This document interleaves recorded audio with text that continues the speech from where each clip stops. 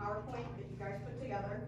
A couple things I just wanted to address. I gave you guys a sheet here that is actually from NCBI and is National Center for Biotechnology Information. It's basically a clearinghouse for all the scientific research that anyone's willing to publish and to agree to, say, upload it and get it out there. Okay, anybody can access NCBI. You just have to know what you're looking for and what to type in the search engine. On a cursory sample of what I found today, I was specifically looking for a assessment you guys had made that you were worried about litigation in terms of liability and your insurance should the school not have these mitigating factors in place for the students coming back to school. In terms of the science of it, COVID-19 is a SARS vaccine that is a single-strand RNA molecule vaccine. It contains, as you can see, 29,891 nucleotides that form 9,860 amino acids. We as humans only create 20 amino acids. So by just the permutation and combinations of the combinations of what it can do with its genetic material, it is extremely complex compared to us. The studies they've done on it for how this is connected to different organisms. They look at the evolutionary trees and say somebody coming from India travels here, or a group of people, they know this new COVID has arrived, the Delta variant, whatever it happens to be, okay? What they can do by looking at that genetic material is they can determine that it's different and in a different family. For example, the COVID-19 is in a different family of coronaviruses than the cold virus. But the cold virus is a coronavirus also, okay? They can do it on a large scale. It is by the sheer numbers of the nucleotides that they can't say, Annie Nash walked in here, she specifically brought in COVID, okay? They cannot do that because of the volume of genetic information that the virus is able to reproduce, okay? This has been out there since, as you see, one of the dates was, actually on the second article, October of 2020, but they've known this on other coronaviruses as well. Viruses can be extremely complex.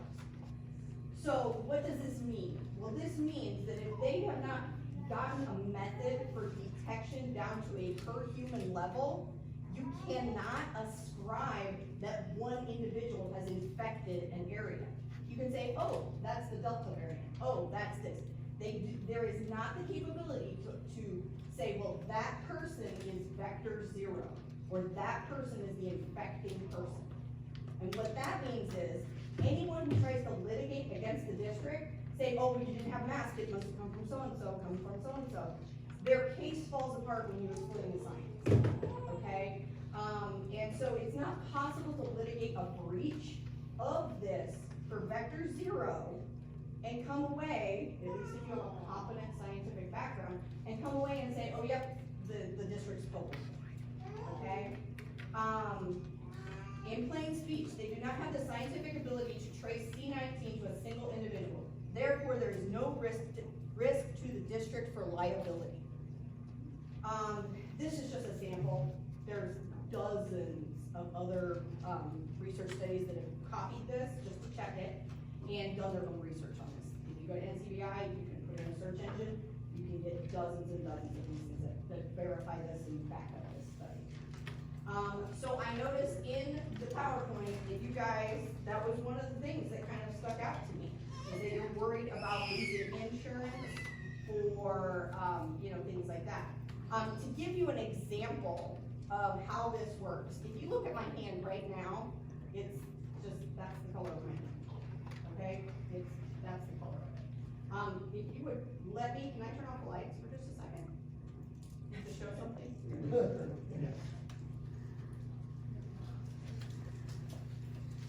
Okay, it's not quite as dark as I'd like it to be, but it works. Okay, what I did was I put blow germ on my hands. Blow germ is a tool that teachers can use and health professionals can use to show whether somebody's washing their hands. It looks like there's nothing on my hand, okay? It looks like something you would not be able to identify, okay? I don't know if you can see that. What I did was we had several people put the blow germ on, okay? And then I came in, I touched my granddaughter's head and her face. Oh, was that right there? I touched her hands, but to look at her in plain light, you cannot identify that she had anything on her, specifically her. We came over, we touched the Germex. It's all over the Germex. But you notice, who did it? Did everybody touch it? Did I touch it? You can't identify that I was the only one to do it. I touched the table. I went over and touched Alan Horton and shook his hand. Okay? He didn't even know he was going to be part of the demonstration. Okay? So, the point I'm trying to make is, this is a very good demonstration of how you cannot tie COVID to one person. It's so small and so tiny that it's not going to be identifiable. So the litigation part of it, the liability part of it falls apart. It just doesn't uphold it to any sort of. There's a lot of other things. I didn't have a single page in here that didn't have jobs. Questions. No, I'll concede my 5 times. No, you're good. I'm Savannah. One of them was the idea of the daily screenings. Again, you're collecting health information via a temperature on a child that is not yours. That's not good, okay? That's not your purview. Strategies given to schools, here was one of the slides. Had 10 points. Says that the lowest impact, the highest impact, encouraging the sick to stay home, et cetera, all the way at the bottom, continued masking. Of those 10 items, 6 of them I provided, Sue Grigsby provided multiple resources that really, really does scientifically debunk the bottom 6 of those. Not to mention, it's none of your business doing those things. Okay? One of the other things that bothered me is nowhere in this presentation was natural immunity brought about. Now, Jason mentioned it. I had COVID and was 14 days recovered on July 11th of last year. The end of June, I went in and got an antibody test. Almost a year later, I still have raging antibodies. And I was exposed probably hundreds of times because I work with kids. Okay?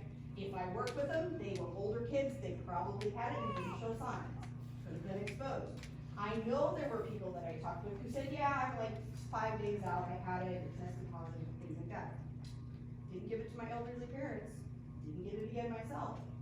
This is something that's being ignored in the public media too. Nobody mentions natural immunity. It's better than any vaccination you will ever get. But nowhere in any of this is that addressed.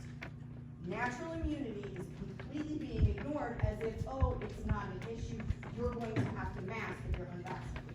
Right over here on the table, the big 28-point font says unvaccinated individuals are recommended to wear a mask. That's completely unscientific. And it's been here every time I've come to a board meeting. Let's see. You comment on several of the other slides about using reason and data. Well, we provided data and it's been totally ignored. Completely ignored. Okay? The wealth of actual scientific information does not support any of what you're proposing.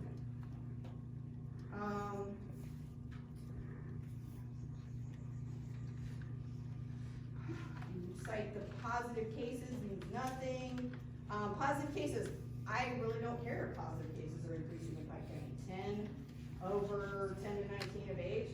They changed the narrative. They moved the goalpost. It used to be, how many people are dying of COVID?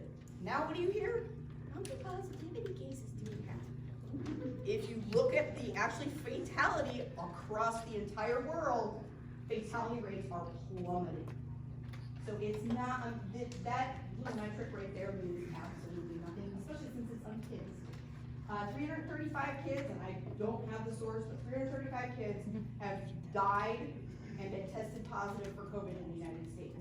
Of those 335 cases, only 334 had something else fairly severe going on, meaning one child has died of COVID only.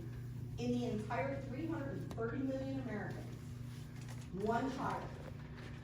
Everybody else that's died that was a child had other severe problems going on, comorbidities. Okay, so the rebounds, your little acrostic. Balancing reasoning with response. It's not reasoning if you ignore repeated studies.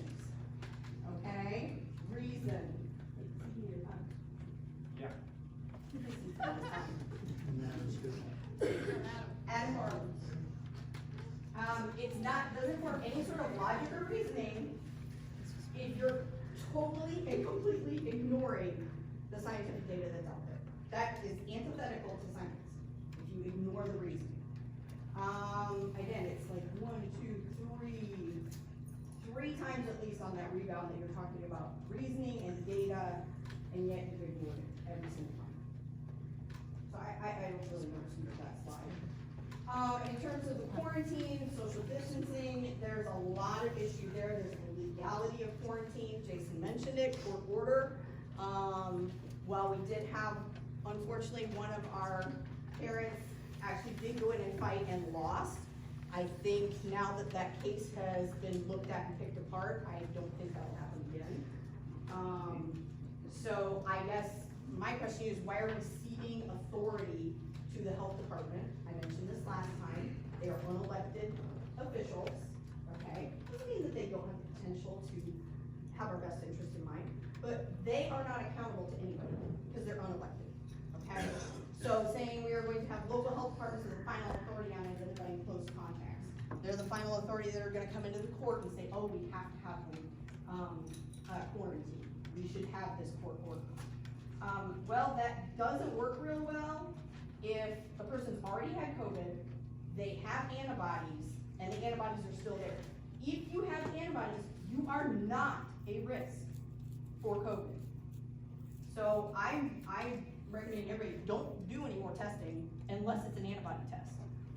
It doesn't go on record, it's your private information, and it will prove whether or not you have had or been exposed and developed antibodies to it. Okay? Because that is a extremely century-long standing. Antibodies, you do not get it again. Period. I think that's it. Where is he now? Yeah, I think I know my points. I apologize for not organized this last time, but, I would just like to say that it doesn't have to be that way, like you mentioned. You can do the right thing. You can take the effort to learn the science, take the effort to actually think apart from every other bureaucratic mess that's out there. So I would appreciate, like, you thinking about a resolution that says we are going to respond to our local community, our parents, and the taxpayers that are in this district, and not the people in Chicago, not the people at the health department, what the parents need to do.